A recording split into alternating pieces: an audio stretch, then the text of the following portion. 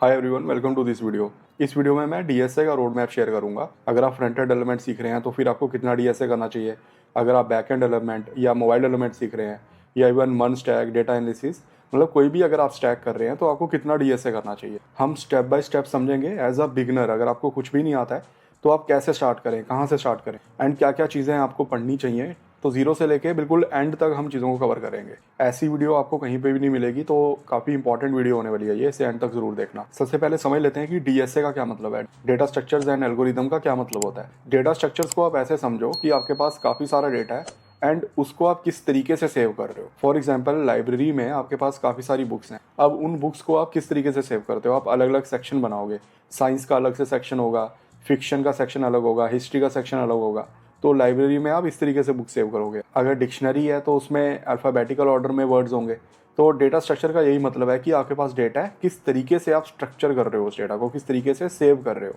अब एल्गोरिदम का मतलब होता है कि उस डेटा पे आप कैसे ऑपरेशन करोगे। फॉर एग्जाम्पल, आपके पास एक साइंस की नई बुक आती है, तो उस बुक को आपने लाइब्रेरी में ऐड करना है। तो कैसे ऐड करोगे। आप पहले साइंस वाली सेक्शन में जाओगे, फिर आप देखोगे साइंस की सेक्शन में और सेक्शंस होंगी, जैसे फिजिक्स होगी, केमिस्ट्री होगी, बायो होगी। तो आप बुक को कैटेगराइज करोगे एंड उस तरीके से ऐड करोगे।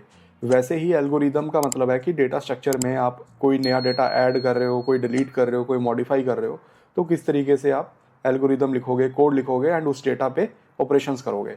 तो ये डीएसए का मतलब होता है। हमें डीएसए में क्या करना होता है, डेटा स्ट्रक्चर्स पढ़ने होते हैं, एल्गोरिदम्स करने होते हैं, उसके बाद प्रैक्टिस क्वेश्चंस करने होते हैं। मतलब टोटल 3 चीज़ें हैं जो हमें करनी है। सबसे पहले हम कोडिंग लैंग्वेज से स्टार्ट करेंगे। मैं आपको सजेस्ट करूंगा कि आप जावा चूज़ करना। अगर आप जावा चूज़ नहीं कर रहे हो तो आप सी प्लस प्लस भी चूज़ कर सकते हो। सी प्लस प्लस ज़्यादा अच्छा परफॉर्म करती है कंपेयर टू जावा। अगर आप सी प्लस प्लस भी चूज़ नहीं कर रहे हो तो फिर आप पाइथन चूज़ करना। मैंने डिटेल में वीडियो बना रखी है कि आपको डीएसए के लिए कौन सी कोडिंग लैंग्वेज चूज़ करनी चाहिए। मैंने हर एक कोडिंग लैंग्वेज को कंपेयर किया उस वीडियो में। मैंने जावास्क्रिप्ट की भी बात की है, गोलैंग की भी बात की है। तो अगर आपने वो वीडियो चेक नहीं किया, ज़रूर देख लेना, बहुत इंपॉर्टेंट वीडियो है वो। लेट्स से अगर आप जावा चूज़ करते हो डीएसए के लिए, तो आपको जावा में बेसिक सिंटैक्स सीखना है। कंट्रोल स्टेटमेंट्स आप सीखोगे, इफ एल्स स्टेटमेंट कैसे यूज़ करते हैं, स्विच केस कैसे यूज़ करते हैं। फिर आप लूप्स सीखोगे लैंग्वेज में। उसके बाद फंक्शंस कैसे बनाने हैं, ऑब्जेक्ट ओरिएंटेड प्रोग्रामिंग के कंसेप्ट सीखोगे एंड आपने जावा में कलेक्शन फ्रेमवर्क सीख। तो हमारे चैनल पे जावा का बेसिक कोर्स है, उसमें मैंने ये सारे कंसेप्ट सिखाए हैं। वो आप कोर्स ज़रूर पढ़ लेना, उससे आपकी डीएसए की रिक्वायरमेंट पूरी हो जाएगी। जब आपने कोडिंग लैंग्वेज सीख ली, उसके बाद आप डीएसए स्टार्ट कर सकते। तो डीएसए में सबसे पहले मैं आपको सजेस्ट करूंगा कि आप टाइम कॉम्प्लेक्सिटी के बारे में समझना। Time complexity and space complexity, focus आपका होना चाहिए टाइम कॉम्प्लेक्सिटी पे। उसके बाद आप स्पेस कॉम्प्लेक्सिटी समझना। टाइम कॉम्प्लेक्सिटी का क्या मतलब है, इसे एक एग्जांपल से समझते हैं। लेट्स से आपके पास डिक्शनरी है, मैंने आपको एक वर्ड दिया है। लेट्स से मैंने ज़ेब्रा वर्ड दिया है आपको, तो आप उस डिक्शनरी में सर्च कर रहे हो, ज़ेब्रा का मतलब ढूंढ रहे हो।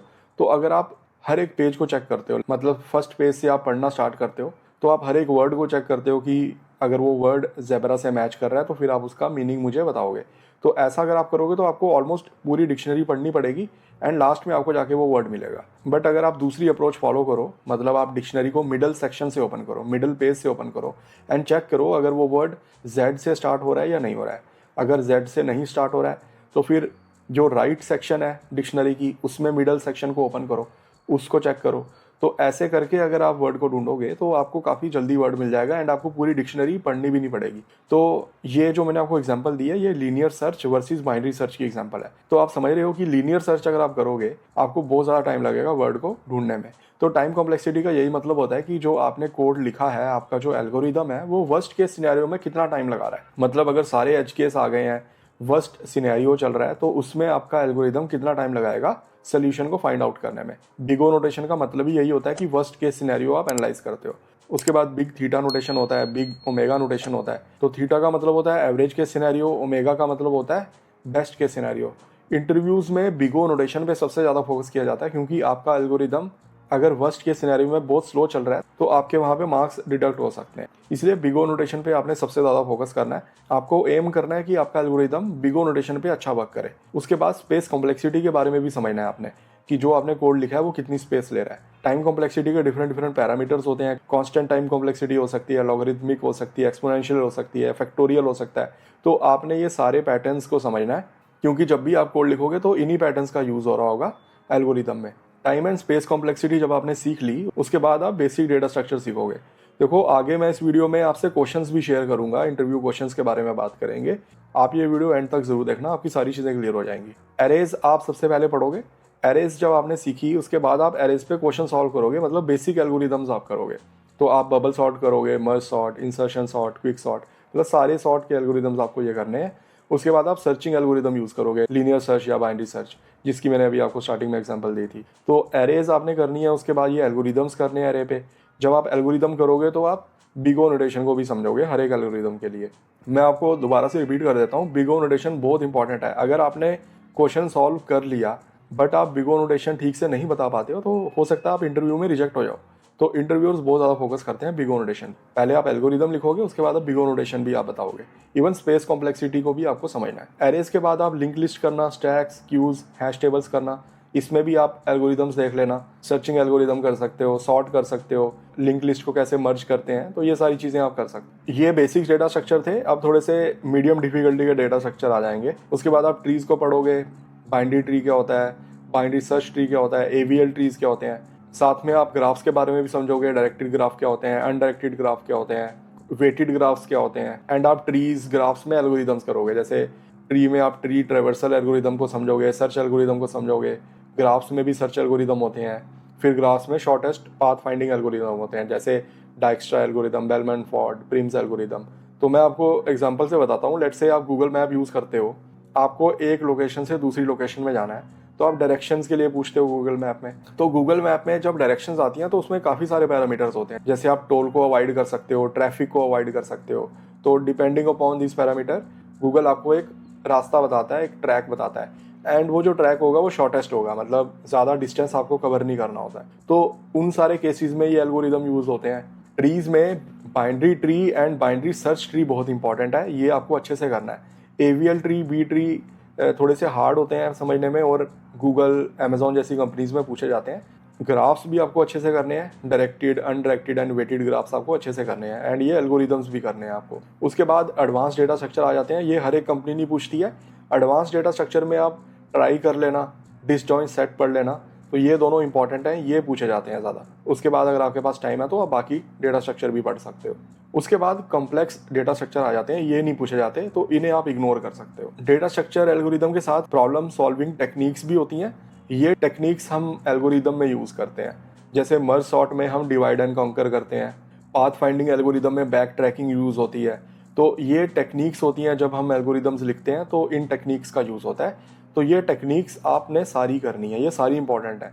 तो जब भी आप एल्गोरिदम्स कर रहे होगे तो आप देख लेना कि कौन सी टेक्निक यूज़ हो रही है इस एल्गोरिदम। देखो एक बुक आती है ग्रॉकिंग एल्गोरिदम्स, काफ़ी अच्छी बुक है वो, मतलब बेस्ट बुक है डीएसए के लिए।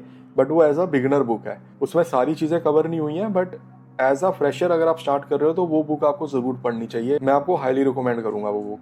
उसके बाद कुछ और बुक्स भी हैं डीएसए के लिए, मैं वो भी ऐड कर दूंगा कमेंट सेक्शन में, तो आप वो भी जरूर चेक कर लेना। अब मैं आपके साथ क्वेश्चन शेयर करूंगा जो सबसे ज़्यादा पूछे जाते हैं इंटरव्यू में।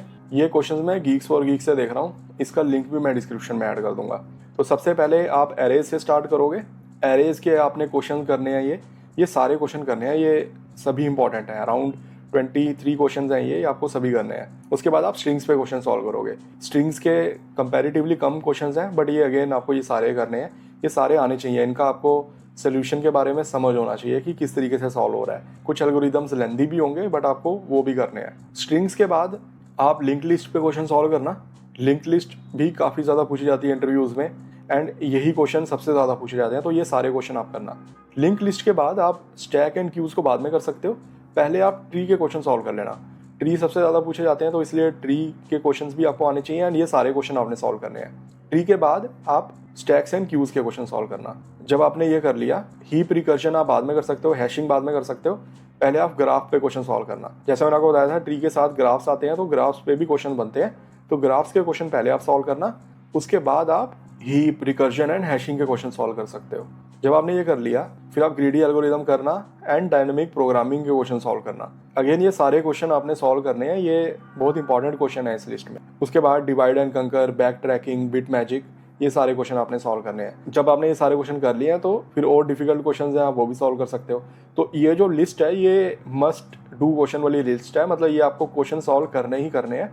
उसके बाद आप लीड कोड या कुछ और इंटरव्यू वीट के क्वेश्चन सॉल्व कर सकते हो। ये जो क्वेश्चन है ये सबसे ज़्यादा पूछे जाते हैं एंड बहुत ही इंपॉर्टेंट क्वेश्चन है ये। अब मैं आपको बताता हूँ कि क्वेश्चन सॉल्व करना कैसे है आपको। लेट्स से मैं एनक्यूइन का क्वेश्चन ओपन कर रहा हूँ, तो पहले आपको लॉगिन करना पड़ेगा। लॉगिन करने के बाद ये थोड़ा सा डिफिकल्ट क्वेश्चन है, डिफिकल्टी अगर हम देखेंगे तो हार्ड है इसकी। तो पहले आपने क्वेश्चन को पढ़ना है, समझना है, उसके बाद एक एल्गोरिदम लिखना है आपने। तो स्टार्टिंग में क्या होता है कि आपको डिफिकल्टी आएगी कि जो आप एल्गोरिदम लिख रहे हो उसको कोड कैसे करें।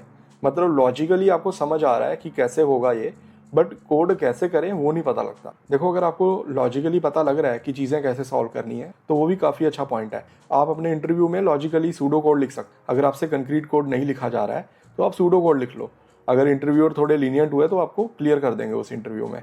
तो पहले आपने एक इसका सूडो कोड लिखना है, मतलब लॉजिकली आपको सोचना है कि ये किस तरीके से सॉल्व होगा, फिर आपको कोड में लिखने का ट्राई करना है। अगर आपको कोड में नहीं पता लग रहा है तो आप इसका सोल्यूशन देख लो, सोल्यूशन समझ लो, उसके बाद कोड करो, सॉल्व करो क्वेश्चन को। जब आप सॉल्व कर रहे हो, सॉल्व करने के बाद आपने क्या करना है, इसका सोल्यूशन फिर से लिखना है। मतलब पूरा क्वेश्चन को डिलीट करो, फिर से सोल्यूशन को लिखो। एंड जब आप सेकंड टाइम सोल्यूशन लिख रहे हो तो आपने ट्राई करना है कि कोई भी एज केस मिस ना हो आपसे। मतलब जो आप कोड लिखो वो प्रोडक्शन लेवल का कोड हो, मतलब एक ही बार आप कोड लिखो एंड जब आप सबमिट पे क्लिक करो तो वो कोड 100% केसेस में चल जाए। अगर आपके कोड में मिस्टेक्स हैं, मतलब आपने कोड लिखा, मतलब चाहे आपका लॉजिक ठीक है, कोड भी ठीक है, बट कुछ एज केसेस मिस हो रहे हैं आपसे, तो इंटरव्यू में उसके पॉइंट्स डिडक्ट होते हैं एंड आप रिजेक्ट भी हो सकते हो इंटरव्यू में। तो जो भी आप सोल्यूशन दे रहे हो वो प्रोडक्शन रेडी होना चाहिए, उसमें मिस्टेक्स नहीं होनी चाहिए। लास्ट में आपको time complexity and space complexity भी एनालाइज करनी है सोल्यूशन की। तो आई होप आपने इस वीडियो में कुछ नया सीखा होगा।